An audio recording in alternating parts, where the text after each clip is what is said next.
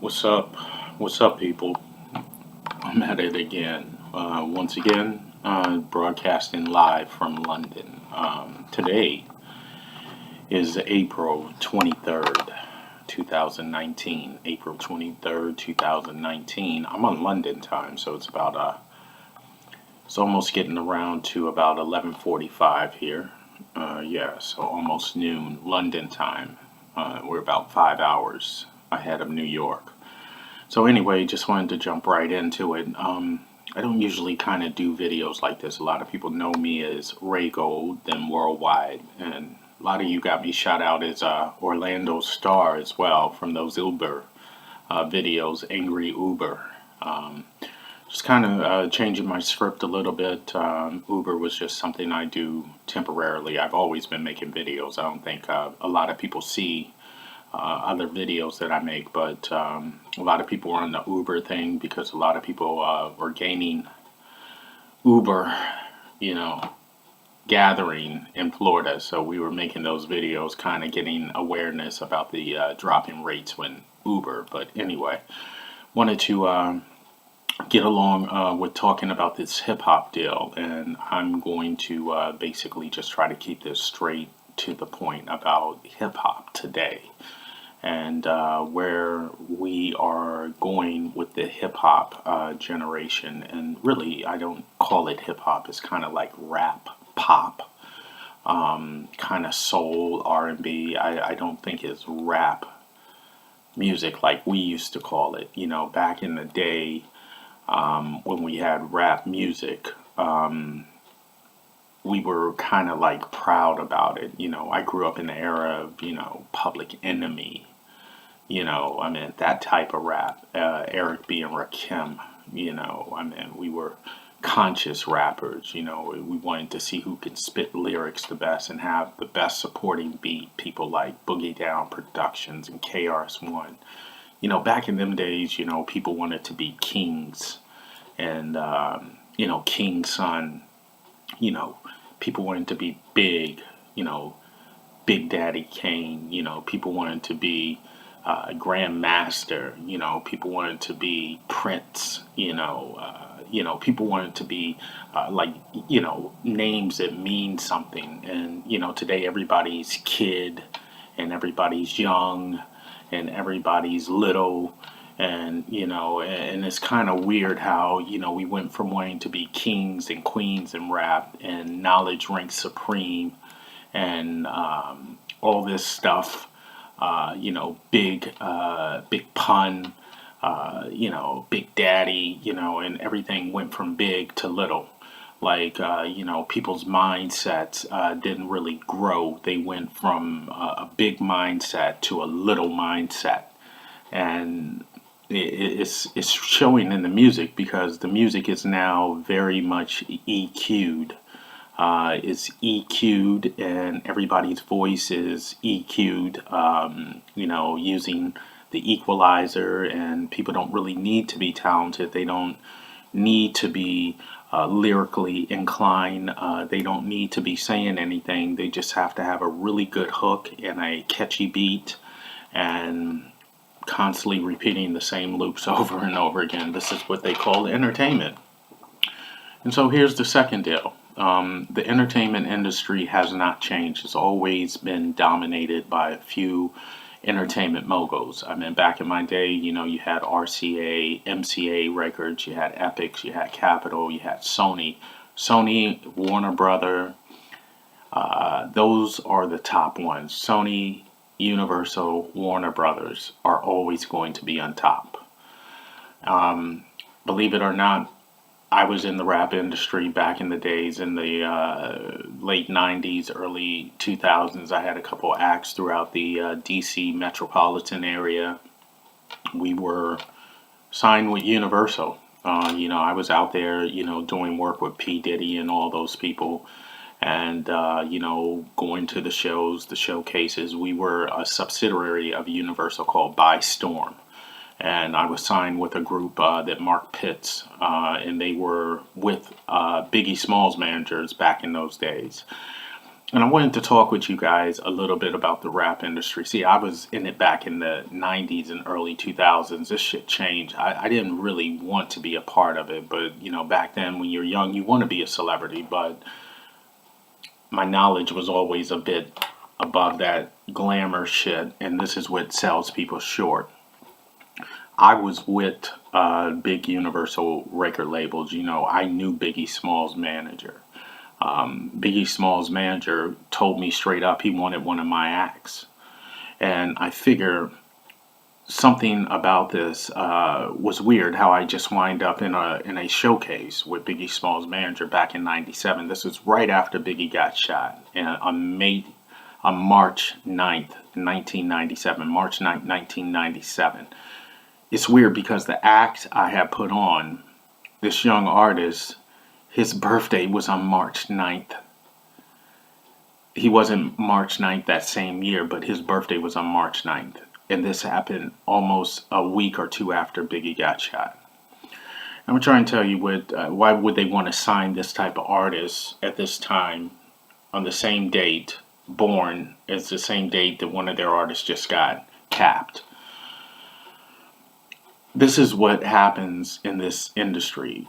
An artist will get capped in order to pay a debt. They say it's a sacrifice. They say it's Masonic, it's sacrificial. This is this, that. Here it is. The labels keep you going. Whenever you have someone like Biggie Smalls, he's going to make more money after his death than while he's alive making rap songs. Same thing with Tupac. When these rappers are dead, they make more money. And this is what I was saying about Tupac. Tupac came out the woodworks with records off the chain, off the wall, that you didn't even know this guy had recorded when he was alive. But after his death, this guy probably released more albums after he was dead than he was when he was alive. Same thing with Biggie. Before his second album even came out, Biggie got capped. And this was the thing, he was much, much bigger after his death. He even wrote a song on his second double platinum or double album that was released after his death. You're nobody until somebody kills you. Now, I want to tie that back into what just happened to this young rapper, Nipsey Hussle. I've never even heard of Nipsey Hussle until after his death. That just goes to show you, you're no one until someone kills you. That doesn't mean he wasn't no one because I haven't heard of him. I don't usually keep up on this new rap music thing. I am from the old school. I don't keep up with this this bullshit ass rap. I stopped listening to rap music after the Wu-Tang era. Just put it that way, bro. I kind of listened to some of this new shit just to kind of see what's going on. Like the Migos and stuff like that. But other than, I guess they're old school now. There's some new shit out here. This young Uzi Vert. And but I just want to speak about these recent people that just got plugged. Nipsey Hussle, never heard of him, but I knew of his baby mama, I guess, Laura London. No disrespect to these people, whatever, but this brother, I got to looking at him and I was like, wow, this brother's got some pretty good lyrics. He's pretty strong, hardcore, talking about self-improvement, holistic health, doing shit for the community, proper businesses, young brother, and plus he's got good music, young music from the new generation. I'm like, wow, this brother's saying something in his lyrics. Why he get capped? I guess you got to be not saying anything in order not to get capped. And then I look back, I was looking at this young brother, XXXtentacion, whatever his name is, and he got capped. And I'm hearing this stuff talking about manipulating music to control your mind and hoping people get my message and this, that. And I'm like, wow, man, these young brothers are probably on some powerful shit these days. And I'm missing it because I'm back in like the old school Public Enemy, fight the power type shit. And these young brothers talking about controlling his mind through EQing his music properly and putting messages out there. Look at these young brothers' YouTubes, and they got millions of followers. Some of them tens of millions, and now after their death, I mean ridiculous numbers. Talking about 20, 30 million views. That's powerful. So here's the deal, man. And this is all tying back to the Masonic shit about the Illuminati controlling the music industry, this, that, and other. This goes back to that. These rappers are selling themselves short for gold chains, diamonds, which aren't even rare, and a couple figures in the bank. And the thing is that these rap moguls, Sony Empire, Warner Brother Empire, Epic Records, all these things, RCA, all these people are still controlling it. They're big Satanist, Illuminati type moguls, mainly in the Jewish culture. They're still in control of it. And so when you get to a point where you are saying things that matter, or you're saying things that go against the grain, or you're saying things that do not jive with what the mainstream who controls this and puts these platforms out there for your music to get heard, when you start contradicting that, they're going to take you out, bro. Look at what happened to Michael Jackson. I mean, how can you get much bigger than Michael Jackson or Prince? Michael Jackson, throughout his latter years, was saying shit against the grain, talking about Tommy Mottola, the big mogul of Sony Records, and getting his rights to his music and owning the Beatles catalog. Nah, man, they take you out, bro. They took out Prince. He was doing the same thing with Warner Brothers, talking about royalty and ownership of rights and collections and masters. Brother was going at it. Then he's dead. How do you get that big and wind up dead like that on the floor somewhere in your lobby? How do you wind up dead because of the wrong dosage of a medication? And you got that much money, man. You're supposed to be monitoring your health 24/7. And they took these people out. And look at Nipsey. I ain't never heard of this young brother, but I'm just using his death as an example. It's like this brother was talking. You got tens of millions of followers and you're talking some powerful shit. That means people are listening to you, man. And you're on their platform going against the grain. They create these music platforms. They create the music videos. They create the distribution. They create the retail. They create that. And then you coming up on their platform going against them, they're going to take you off the platform. Grammy Award winners, big time music award winners. Man, flashy cars, big chains, big women, big wads of cash. That shit don't last, man. Even with the best. How do you get better than Prince? How do you get better than Michael Jackson, man? How do you get bigger than that? Michael Jackson and Prince. And they kill these niggas. They just go to show you. Look at what they just did. I mean, even though Bill Cosby's not in that industry, he's a more entertainer. They lynch his ass. Even when he's that old, they'll come back. If he didn't kill you, they'll put you through the ringer and ruin your name in the end. All that for a little bit of glitter, a little bit of globe, and a little bit of something that's shiny, man. Stop falling for this money, finance bullshit. It's all smoke and mirrors anyway, man. You're on a planet spinning around in the middle of nowhere. Those trinkets that they give you, the earth is full of that shit. This type of shit, the earth is full of that shit, man. Big watches, big chains, big money. What do you want? I'm in fucking London, bro. Big cars. I go outside, man. There's Bentleys and Benzes and BMWs all up and down. I'm in fucking Broadway, London, bro.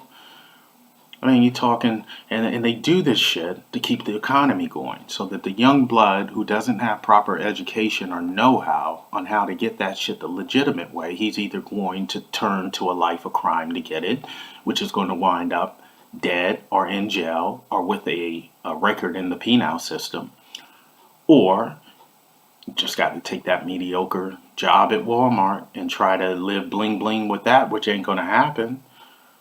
So you keep dangling this carrot in front of people just to keep the economy moving. Show all these big rappers with, BMWs and walking around with $500,000 cash in a duffel bag like an idiot, which makes no sense at all, because anybody with that $500,000 is not going to walk around with it in a duffel bag. They're going to put it on a credit card and then walk around. I mean, dumb shit like diamonds. Diamonds are not a rare commodity. It was all fluff through the advertisement agency to make diamonds seem like they're rare, but they're not rare. Gold is rare. Platinum and palladium is rare. Rhodium is rare right now, and it's the top selling metal. So you niggas still walking around with gold and platinum, you should be putting rhodium around your neck. Think. These smoking whistles, it's a platform, bro. You're on their platform. Develop your own platform. Develop your own monetary system. I developed my own monetary system. I call it the Ray. I call it just after me. I put Rays in front of my names. My shit is backed by gold. It's backed by precious metals. It's backed by shit with intrinsic value, not the fucking international monetary system, or the Federal Reserve Bank of America, or the Bank of England, or a paper banknote.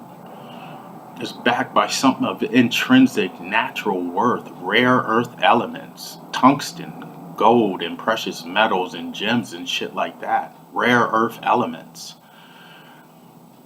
It's all smoke and mirrors. So now they got these niggas up on YouTube, Instagram, Twitter, social media, how many likes and followers you got, and then you wind up dead. So what difference does it make? Jets and Bentleys, it's over. I think I'm going to wrap this up and just say, hey, listen, man, I had to deliver this video. It's April 23rd, and I do this shit like scientifically. I got my own astrology shit. April 23rd, crossing of the Sirius stars, A and B. This is my power, my vortex, yo. I'd like to see the world stop that shit with a gun or a knife. One thing that the Amigo said, middle finger up to the system. Peace out, y'all. Rewind it. And I know I rambled on a bit, but rewind it. Peace.